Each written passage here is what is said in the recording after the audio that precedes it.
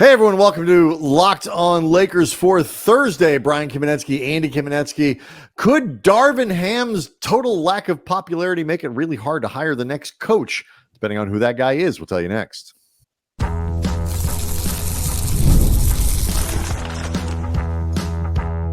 You are Locked On Lakers, your daily Los Angeles Lakers podcast, part of the Locked On Podcast Network, your team every day. Thanks to everybody for making Locked On Lakers first listen of every day, Monday through Friday, no matter how or where you get your podcasts. This one's always free and never behind a paywall. And Locked On Lakers on YouTube. So we're over 24,000 subscribers. We're all hanging out, talking Lakers, getting themselves ready for an offseason. That came a little early. So a few things that we want to get into as we turn our attention back towards the coaching search. Some people on the YouTube channel have been asking us really for years about Mark Jackson, and this percolates, given how often the Lakers churn through coaches. I was going to say they've unfortunately, whether you like the idea of hiring Mark Jackson or not, there have been way too many opportunities just to ask why not Mark Jackson. And so that is a bigger problem than Mark Jackson himself. Again, whether you want to hire him or not. The problem isn't Mark Jackson; it's Mark Jackson's season. So yes, very much so. For those who celebrate, which is apparently the Lakers. It comes far more often than like eclipses or comets or things like that. That's for sure. So we'll get into that and respond to the collective question that we're getting on the YouTube page. We'll get into some advice, some sound advice that has been given to the Lakers about what they need to do regardless of who they coach. But first, we have a piece of data or data. Are you a data or a data person? I usually say data, but I don't know why. For this show, I've been going data. I think it's because of David Fizdale. Take that for data. But yeah, anyway. But that really indicates an interesting wrinkle in who the Lakers might need or might not be able to bring in to replace Darvin Ham. We'll get to all that in a second, but first I do want to let you know that today's episode is brought to you by Monopoly Go. We got to talk more about Monopoly Go. It's a fast-paced game that lets you team up with friends for tournaments to unlock awesome prizes like unique stickers for trading, cool playing pieces, and hilarious emojis for taunting your friends. So download Monopoly Go now for free on Google Play or the App Store. Andy, democracy is an interesting thing. So we were talking about, especially these days. It is. Monday, was it Monday's show we were kicking around potential? Yes, it was during, it's either Monday's show or Tuesday's show. We ended up, we're not planning on this as a topic. No. But somehow we ended up on the idea of whether or not Darvin Ham being seen rightly, accurately, as a Mike Budenholzer disciple. He spent many years on two different staffs with Mike Budenholzer, the Hawks, the Bucks. Whether that time under Bud would make Bud a very difficult sell as the guy who replaces Darvin, because again, you would be replacing guy you fired with the guy who taught the guy you fired everything he knows. Yes. And it ended up leading to the question of whether or not fans in an either or, I want to make it clear, this is an either or, you have to pick one, even if you want neither, you have to pick one. Either Mike Budenholzer, who is a far more sensible hire and does have a ring a few years ago, but again, the connection to Darvin, or bring back Phil Jackson, who's almost 80 years old, has been out of coaching. He'll be 79 at the start of the season next year.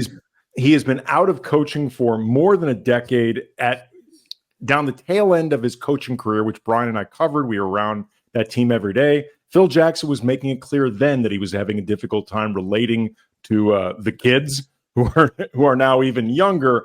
And Phil was struggling to get around then, much less now. He projects a very strong these teenagers need to get off my lawn vibe. So yeah. So who would Laker fans rather have? Brian insisted, well, of course the answer is going to be Mike Budenholzer because Phil Jackson makes no sense. I said, you're correct, but if we put this to the listeners and the viewers, Phil Jackson's going to win. So we did a poll in the community section of the YouTube, and lo and behold, 738 votes show that Phil Jackson, 64% over Mike Budenholzer. Checkmate, dummy. I had much more. I think this poll was filled with outside agitators. Even if 20% were just trolling to make you look foolish, it doesn't change the fact that it just shifts to 60-40 Bud, which is still insane. That's ridiculous. But I told you it'd be the case. And I guess it's just that Darvin's just that unpopular. And so while you could look at it and, in maybe the sense of like the Lakers are firing Anakin and hiring Obi-Wan, he was the teacher and he's pretty good. Maybe there's a way to look at it that way, but another guy whose pupil didn't work out. Yeah, it's true. His pupil caused a lot of damage. Came through in the end. He did come through in the end. A lot that needed to happen. A lot of dead people later, and a lot of dead people. A blown up Death Star. Like, do we have to blow up El Segundo in order for this thing to work out? A little late for the folks on Alderaan, but yes, he did come around in the end. It is indicative just of how unpopular Darvin Ham is, that the guy, certainly the highest profile former head coach that has been circulating. We'll get to Mark Jackson here in a minute, but of the guys who are sort of in the market currently, whose names have recently been a coach, as opposed to the Van Gundys and Jacksons of the world, who are I was thinking Mark Jackson, but also Phil Jackson, who have been out of the game for a little while in that regard. My question to you is this, though. Okay, so people aren't thinking super rationally right now about whether or not Phil Jackson, who also insulted LeBron James's entire support group, is the agents. I mean, they're his management team. They're right. I'm just, but all of it. It's like the entire. Infamously, years ago, he referred to Maverick Carter and Rich Paul and others that control, LeBron's business interests, his careers, all this stuff. And by the way, do it very well.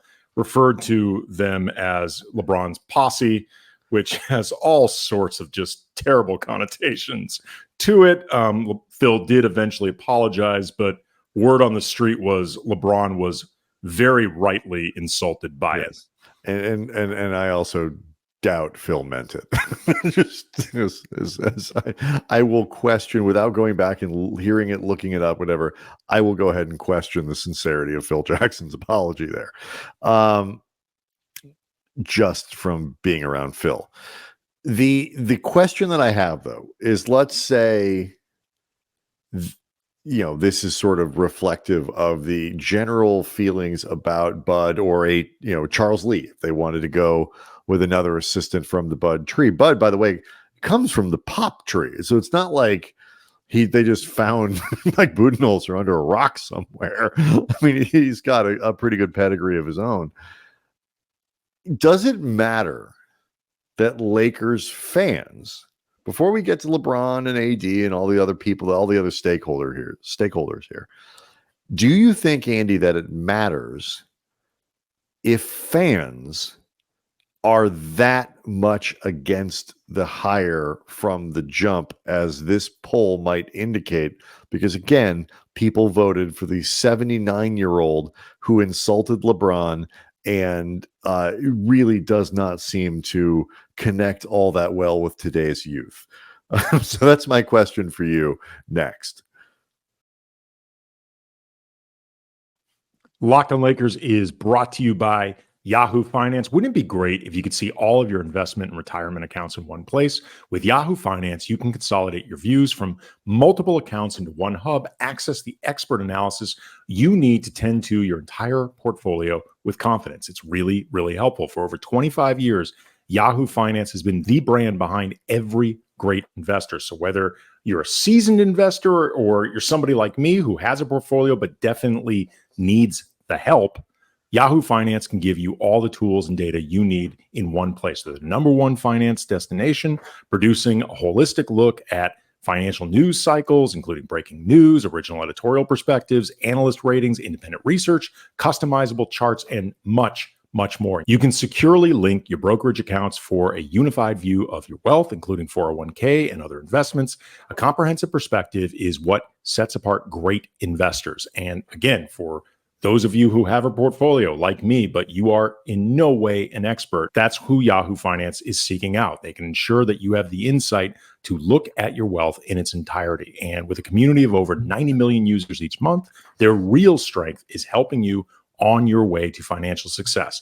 For comprehensive financial news and analysis, visit the brand behind every great investor, yahoofinance.com, the number one financial destination, yahoofinance.com. That is yahoofinance.com.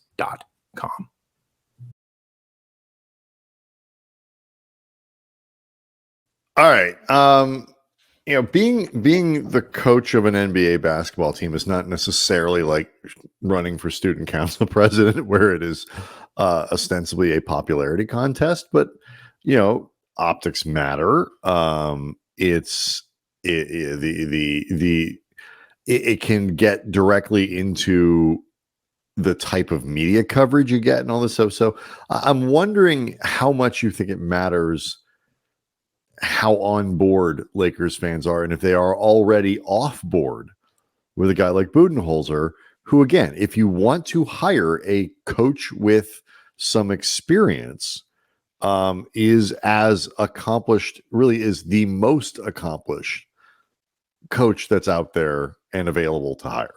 Well, if your accomplishment bar has a championship on his resume, Mike Budenholzer will be your first and only choice. There is nobody else who will realistically shake out that is going to be a remotely sensible choice. So it's basically Mike Budenholzer or somebody that maybe was an assistant on a championship season, but not the head coach.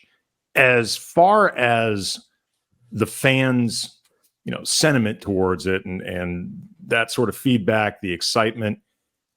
If you really truly think Mike Budenholzer is the best option, and we'll get more into detail about it, but you have enough player approval that you feel like you're going to be moving forward just with everybody on the same page in a positive place, then I don't think fan sentiment should stop you from doing it. But you need to be extremely aware of the marketing challenge and the selling challenge that is going to be there with Mike Budenholzer. And this is something I got into a little bit of, I don't want to say a back and forth because it wasn't hostile or anything like that, but a discussion with somebody in the comment section of the YouTube page who thought that me bringing this up was ridiculous. And I'm like, no, it's not. Like, I have seen enough sentiment, and I've spent enough time around Laker fans to know that there is going to be some great apprehension, if not flat out unhappiness, with Budenholzer, right or wrong, because of his connection to Darvin Ham. I can promise you that's going to be the case. Do I think it's enough of a reason not to hire him? No, but I do think it's something you have to consider, because this being your seventh try at a coach since 2011, it's probably time that you got it right. And if you want an example of how fan sentiment can get things off on the wrong foot in a very poisonous way from the beginning, look no further than Mike D'Antoni. When they brought in Mike D'Antoni to coach Steve Nash, they messed this up in a way that made it seem like a decision between Mike D'Antoni and Phil Jackson. D'Antoni was never going to win that. And it got everything off to a very bad foot that ultimately, D'Antoni made some mistakes of his own, but I don't think he ever recovered from that introduction. Now apparently they're choosing between Budenholzer and Phil Jackson again. Like we're right back. We're right back to the same place, Andy. Let's make it clear. The organization is not doing that. This is a false choice we presented. I want to make sure there's 1,000 different Calm ways. down, aggregators. There's 1,000 different ways that clearly the franchise can F this up. Let's not make up reasons. Local podcasters declare Phil Jackson and Mike Budenholzer leading candidates for Lakers job. Like let's at least limit it to all the mistakes that they're organically going to make, not the ones that we choose for them. It is I think you're right. I mean, it matters. Like the vibes matter. They don't matter. Like I agree with you. They don't matter so much that if you really like Bud, you don't hire him, or you think Charles Lee is a great up and coming assistant, and that's where you want to go. I mean, look, I think Mike and Nori, he is made a strong getting my vote, man. Right. As a lifelong supporter of Mike and Nori, for people who don't know, Mike and Nori is the assistant in Minnesota who is essentially doing the walking for Chris Finch, who had a knee surgery after he was collided with in the first round. And so Mike Nori has been really literally out, up, and in front for the Timberwolves over these first couple games of the series where they've done very well, and is considered an architect of that defense, which is as good as any in basketball by a lot. So people probably didn't know who Mike and Nori was.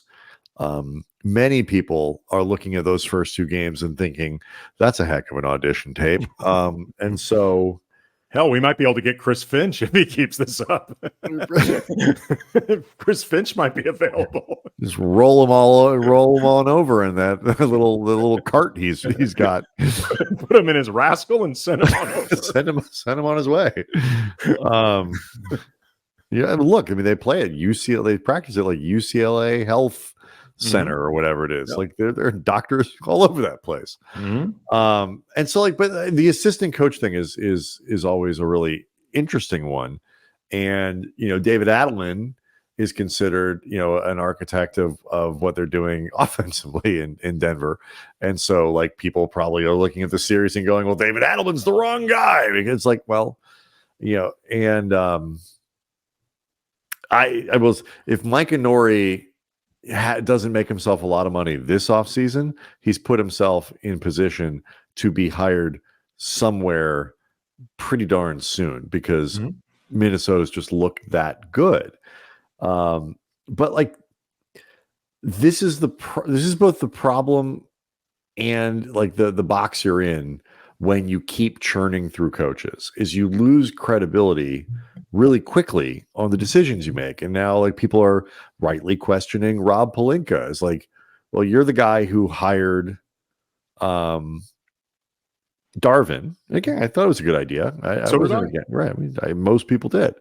And you're the guy, certainly he was involved with the Frank thing, right? Yeah. Well, Magic had quit. Right. So, and that was their, like, you don't even really get tons and tons of credit for Vogel necessarily, because he was your third choice. Fourth, they really wanted Kidd. They just didn't like the optics. That's true. So fourth. At best. Remember, they hired the guy they wanted just to be around. When Frank failed. This is where we've talked about this before, where you knew that the organization was never truly behind Frank Vogel and never ever bought in, even after the championship, because they gave him the fake extension. Right. Part of his last season with the Lakers, they gave him a 1-year extension. You don't do that with a coach that you respect who just won you a championship. So, Rob, Frank turned, it worked with Frank. But it's not like this was the guy they circled and said, and they also, were with the crew that lowballed Ty Lue, which is why I saw a great quote. I believe it was from Zach Lowe. It says the Lakers are smitten with Ty Lue. I am also smitten with Ty Lue, but he should be their coach right now, and we shouldn't be going through this. And so, it's legitimate to question the people who are doing the hiring. And so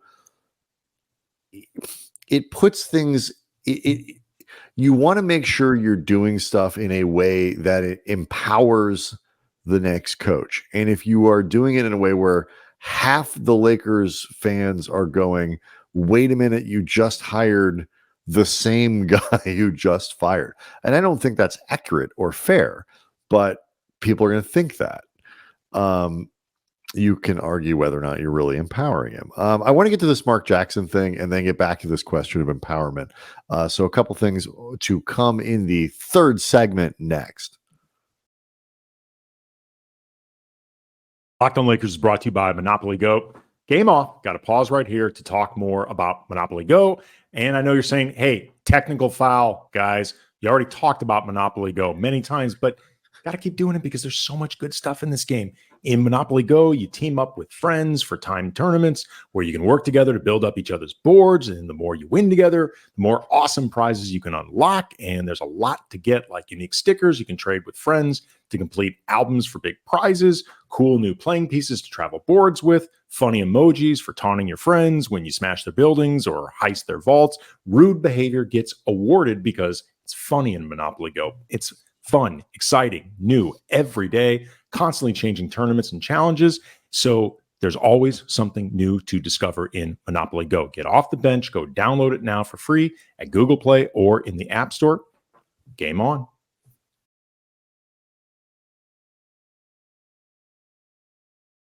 Mark Jackson's name always pops up, whenever the Lakers are going through coaching churn, which means Mark Jackson's name always pops up.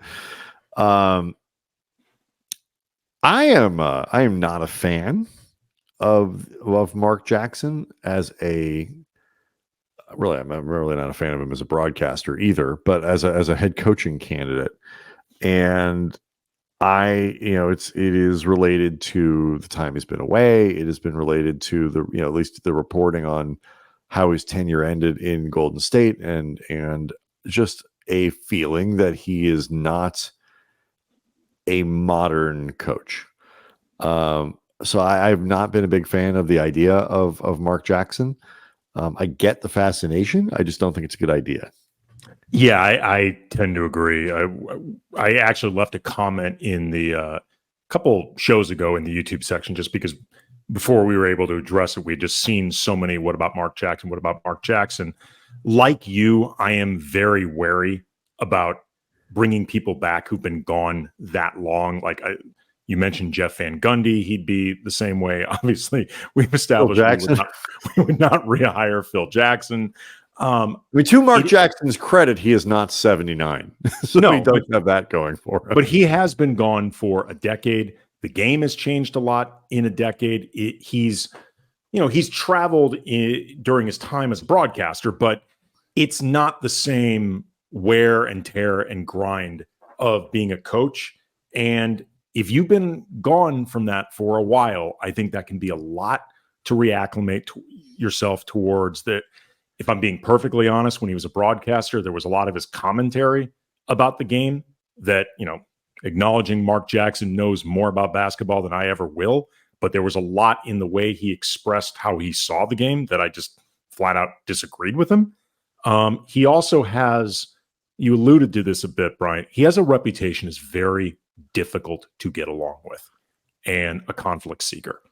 And given how much of a struggle it has been for the Lakers to land on a coach, somebody of that temperament feels like a big time red flag to me. Like putting aside some of the, I'll just address the elephant in the room, the reports of Mark Jackson being homophobic, of him being overly religious in the way that he would coach the team in ways that are inappropriate for a workplace. Right. Those are things that, if I'm being flat out candid, I don't agree with, and I don't think, like you said, are appropriate.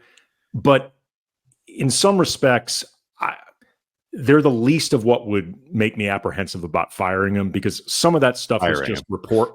Excuse me. Sorry, it's the Lakers. You skipped to the end. Yeah, that's true. Sorry, Mark. I'm just cutting to the chase. You're getting fired. One day we will review what went wrong in the tenure of Mark Jackson with the Lakers. God. I want to apologize to Mark Jackson there. That was not fair to him. He should at least get to coach here before he's fired. Does Mark Jackson deserve as much blame as he's getting since the Lakers let him go, or is finally we're going to pin blame on Rob Pelinka? Right, but like those elements, again, not particularly my worldview in terms of whether you're talking about culturally, just the way to run an organization and run your locker room, stuff like that. But some of that stuff was just reports as opposed to on the record. Some of it was so long ago, he may have adjusted the way he would approach this. But again, it's the other stuff that is much more of an issue to me. I always wonder too, like, look, guys leave, they get burned out. It's very intense work. But, Mark Jackson's been available for a long time. And there's a reason probably. There are people who think he's been blackballed for some of the stuff that I've mentioned. Sure. But and also I've heard, guys like him in a situation making a ton of money doing what he does for ESPN doesn't need to just take the first available job. But also, so he's been very picky, I think is also part of that. But I think the window has closed. It just like there are so many young, dynamic, I think more modern coaches that are out there and available, or guys who have been inside the rooms working with these young assistants and doing all this kind of stuff, really hands-on in ways that broadcasters aren't over this time. So like, you can stay flexible. You can have modern thinking while being a relatively old coach compared to the 36-year-old assistant and stuff like that. But it helps to be in the game. It helps to be part of that. And I don't think he's a good idea. I don't think Jeff Van Gundy is a good idea. For the Lakers to pursue either of them strikes me as them falling back on old habits of, we need to find a name. We need a star coach to handle our star players. And I think we've reached a place where you got to be careful. Like the Monty Williams cautionary tale of like how much you're paying this guy, and sort of, the coach with enough gravitas who's going to come in and do the job and all these other things. Like, you just got to find the right person and then hope that the learning curve matches what you need, because like the Lakers are in a bad spot where, if you want to hire a young coach or a first-time coach because you think ultimately they're the best candidate, you still have to maybe build in that learning curve time. And that might not be available to you. I mean, the flip side is Darvin's better year was the first one of the two. Jamal Mosley hasn't been at it that long in Orlando and was damn near coach of the year this year. So, I mean, guys do get it together pretty quickly. Taylor Jenkins, it was obvious from the beginning, was very good. Mark Dagnall, it was obvious from the beginning he was very good. Steve Kerr, it was obvious from the beginning. Ty Lue, like there are plenty of examples. I mean, Showtime was largely architected by Pat Riley, who went from the booth to doing this. Like there are plenty of examples of first timers who do a very good job. But the only difference is like Daigneault, I'd have to look it back up, but like his first season, Jamal Mosley's first, like some of these guys, their initial seasons probably would not be filled with the same level of win now pressure, of course, as the guy who's going to take all I'm saying is their job from Mark Jackson. Sure. All I'm saying is that their competency was very apparent very quickly. That's all I mean. And I feel like we also are in a place where across sports, or really across everything, because coaches have so much more access to game film. They have so much more access to numbers. They have so much. They are no different than everybody else with their 10,000 hours and being able to consume stuff faster. The volume of, just because the literal process of film study is so much faster now than it used to be. The ability to pull up individual clips that you might want from any game that's being played anywhere. It allows these guys to learn in ways, and the same is true as players, by the way. It allows these guys to learn faster. So I think there is less danger than there used to be. You just don't know. Part of it is you just don't know. Terry Stotts, what the flaws are. Well, Mike Budenholzer, what the flaws are. I don't know what Mike and Nori's flaws are as a head coach. I don't. Okay, here's another example. He was not a first-time head coach, but he was coming off a tenure that, even though he had gone to the finals, I'm talking about Mike Brown, his initial stint with the Cleveland Cavaliers, that was largely seen as the product of LeBron carrying that sorry roster to the finals as opposed to Mike Brown.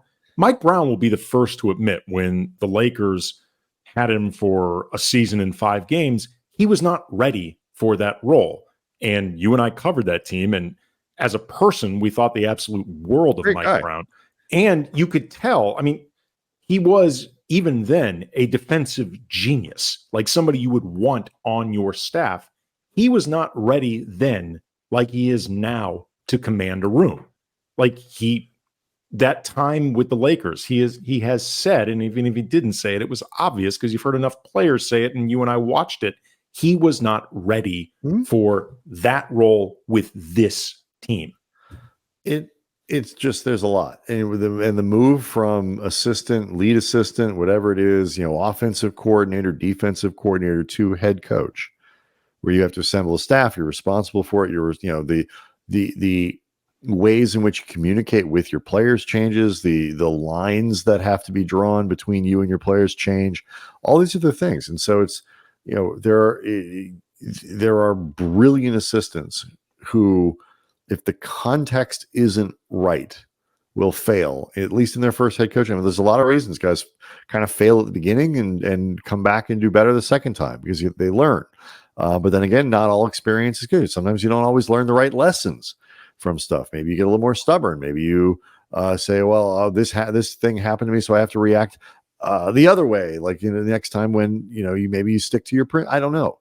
Not all experience is good or pushes people in the right direction. So it's a tricky proposition for the Lakers, but I think we can all agree that the available Jacksons are the wrong way to go. We will Locking the Lakers on YouTube is available on YouTube with over 24,000 subscribers. And leave us questions, leave us comments. We'll be back tomorrow to wrap up the week. Thanks. See everyone tomorrow.